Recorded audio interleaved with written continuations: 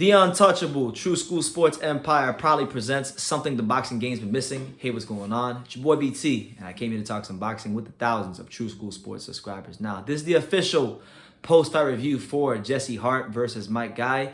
Jesse Hart returns to the ring in winning fashion and gets back to winning ways as he picks up his first win in 20 months over the very durable, hard, and rugged, determined 40-year-old Mike Guy. And it wasn't the prettiest fight, but he got the W. So, Pops, I'll swing it over to you. What did you make of Jesse Hart's performance against Mike Guy? I think, to me, he came out. He did what he had to do. The end result, he got a victory. So kudos to him. But I think I expected him to dominate, come out in a more dominant fashion to beat Mike Guy. But at the same time, Mike Guy came in there and made the fight dirty and grueling. Real ugly. Real ugly, so made it hard on Hart. But kudos to him. He came out there. The only suggestion I would give Jesse Hart is next time wear Mom's trunks. Yeah, if you would have wore this instead of the Phillies trunks, you might have got the stop. Take it over, BT. Good. But nah, man, look, I think it would be very easy to discredit and shit on Jesse Hart's performance, because you can really do that with any fighter in boxing at any time. But listen, he got the win. I think he got better. The positive thing was he got better, in the 6th, 7th, 8th round as the fight went on. And he was actually able to, hurt Mike Guy, and Mike Guy was bleeding all over his face, broken him down. So if the fight would have been like a 10-rounder or 12, I think he might have got a stoppage victory. But you gotta look at the fight in context. He hadn't boxed since last January. He's coming off of a bad hand injury, and he's on top of that, he's fighting a guy that's not easy to knock out. I mean, I'm not even sure Mike Guy's been knocked out. I could be wrong, but I don't think he's been knocked out. Maybe, and if he has, it could only have been maybe like one time. Right. So, all things considered, Jesse Hart gets back to winning ways. It's not the kind of performance that's going to get me over the moon about Jesse Hart, but he's back in the win column, and ultimately that's what matters the most at this stage for him, because right now, he's not winning a promoter. Top rank, Bob Brown, they said, Jesse, we don't like you no more. Get out of here. I didn't know, thank you for telling me that. I didn't know that a lot of promotional companies do that. All the time. I mean, they cut your boy Ellis Rodriguez, and they lost to Kenneth Sims Jr. So that's it happens in boxing. And, Jesse Hart, in a short span of time, has gone from headlining cards on ESPN to fighting as the co-main event on BXNGTV.com in his hometown. And he should go ahead and use that as motivation to go on further in his career and move up the ranks and go back to his status that he's supposed to be at, and show all these promoters, like, you know what? Go fuck yourself. You didn't believe in me then. You don't believe me now. I had to work back to what I get back to my status and my level that I'm supposed to be at the level of fighting. I'm going to get there. I don't care if I have to fight this Mickey Mouse promotional company fights, but I'm here. I'm not going nowhere, and I'm going to move up. Like I said, the only thing I don't like also was the BX, the promotion company. I think it's very disrespectful to put. And they had him as co-main event when most of the crowd was there to see him. I mean, after he got done fighting, the crowd dispersed. It was an empty arena. Right. So that's very disrespectful. But again, use that motivation for you, Jesse Hart, to go forward and continue your career.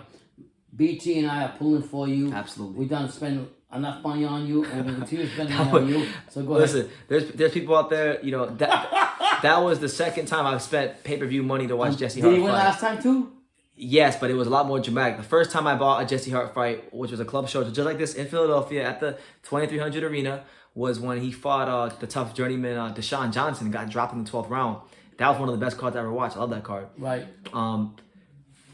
About to sneeze. This card this fight was a lot less dramatic for Jesse Hart, but he found he won the fight pretty comfortably and got better as the fight went on. So, look, as far as what's next for his career, he's gonna be looking at potentially, he's at, I don't know if he's gonna stay at 168 or 175. So until I get clarity on that, I can't really say who.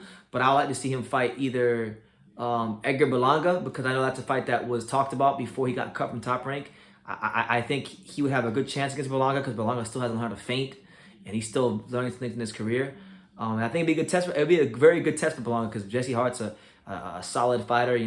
Former world title challenger, multiple world title challenger. And look, if Jesse Hart can put together a couple more wins in Philadelphia, I know he's fighting again in November. Right. I believe it was November they said. If he can get like 2 or 3 more wins under his belt and get back in a good rhythm and make sure the hand is good and he starts feeling good, I would like to see him fight Callum Smith. 'Cause I know Callum Smith is a light heavyweight now, and I know that Callum Smith is looking to make some noise in the light heavyweight division. And my thing is this: if Callum Smith is any good, if he's worth his weight in salt, then he should be beating a guy like Jesse Hart. Because listen, if you can't beat a guy like Jesse Hart, you're not going to beat Joe Smith. You're not going to beat Bivol. You're not going to beat Beterbiev.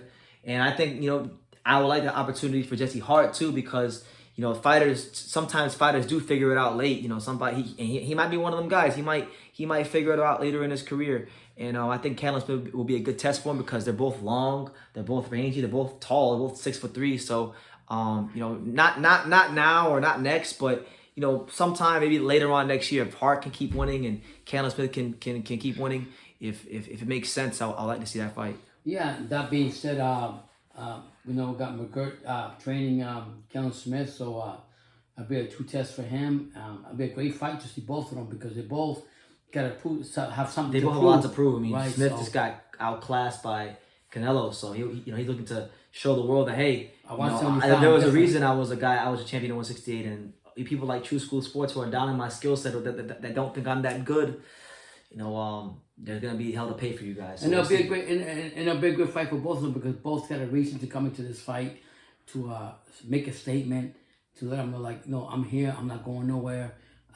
Nobody lost confidence. A lot of guys lost confidence in me. A lot of promotion companies, whatever. But I'm here. I'm not going nowhere. And I'm gonna make a statement. Yeah, man. So that's what it is. That was a fight. On a side note, this was actually the co-main event, but it was really the main event. The main event that they had scheduled was Tsunami Samuel Tay taking on Larry Friars. It was a battle of 2 fighters that had suffered knockout losses to top prospects like Xander Zayas and Larry Friars got knocked out by Xander Zayas in his last fight. Samuel Tay got knocked out by Brandon Lee in one of the biggest, most devastating knockouts of the year. And Samuel Tay scored a devastating first round knockout. He gets back to winning ways, and he wants that Brandon Lee rematch. So Samuel Tay has been a guy that he's been teetering around that world level. He hasn't quite broken through. He's lost some tough fights to Montana Love and to Brandon Lee, but he gets back to winning ways, and just good for him in his career. Yeah, I mean, like I said, there's a lot of questions that we're gonna ask about all these fighters right here. Samuel Tate, like Brendan was saying, Callum Smith, Jesse Hart, and so forth and so forth. So shout out to Philly Boxing. It was actually a good card. It was a good card. It wasn't the worst $15 we ever spent in our lives. Both investments that we made on Jesse Hart, it showed it was good. Because not only did we see that, we also seen fighters on the cards to actually go with the one with Gary Isaiah Johnson, good prospect. Hackett, they're pretty good. So we got our money's worth with that, and thank you for all the subscribers that stayed tuned with us, and thank you for everything. Absolutely. So you guys, that's our summary of the Jesse Hart fight. You guys can let us know what you think in the comments down below. Make sure you guys take the time to subscribe. Keep supporting the channel, all the content, everything coming out.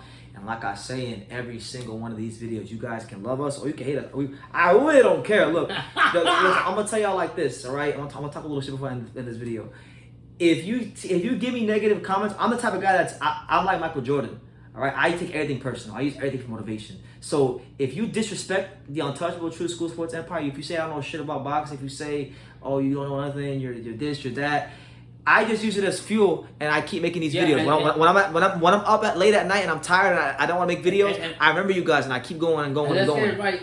A lot of times when we get these negative comments, a lot of times it's because they're from dick riders or fans.